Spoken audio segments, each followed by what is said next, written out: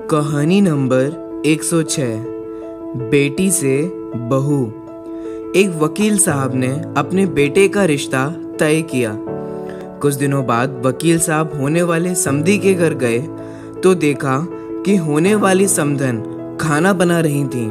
सभी बच्चे और होने वाली बहू टीवी देख रहे थे। वकील साहब ने चाय पी, कुशल जाना और चले गए। एक माह बाद वकील साहब समधी जी के घर फिर गए।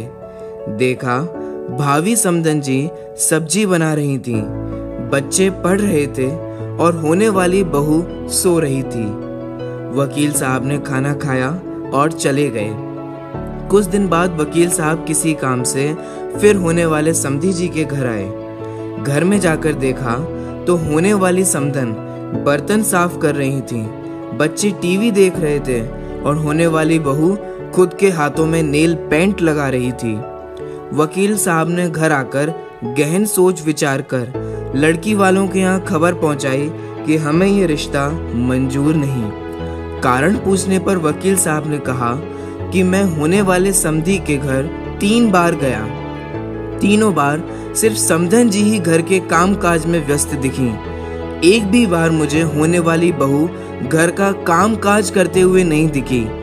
जो बेटी अपनी सगी माँ को हर समय काम में व्यस्त पाकर भी उनकी मदद करने का ना सोचे, उम्र दराज माँ से कम उम्र की जवान होकर भी स्वयं की माँ का हाथ बटाने का जज्बा न रखे, वो किसी और की माँ और किसी अपरिचित परिवार के बारे में क्या सोचेगी।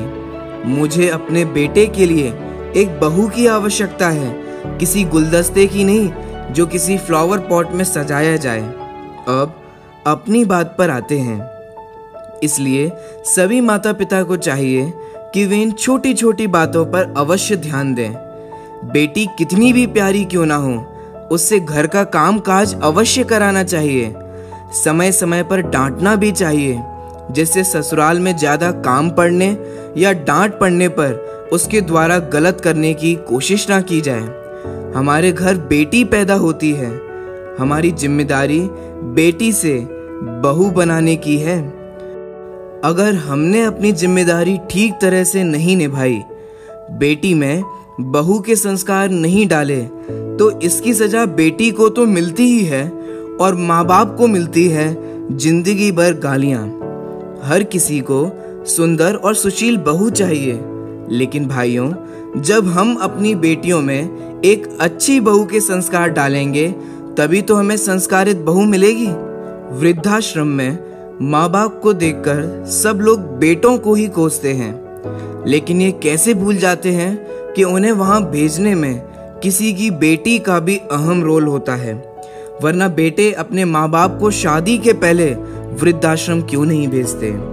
कुछ बेटियां और बहनों को मेरी बात का बुरा जरूर लगेगा, पर सच ही ये है, जिन बेटियों से घर का काम नहीं होता उनको कहीं पर भी जीवन में उचित सम्मान और उचित स्थान नहीं मिलता।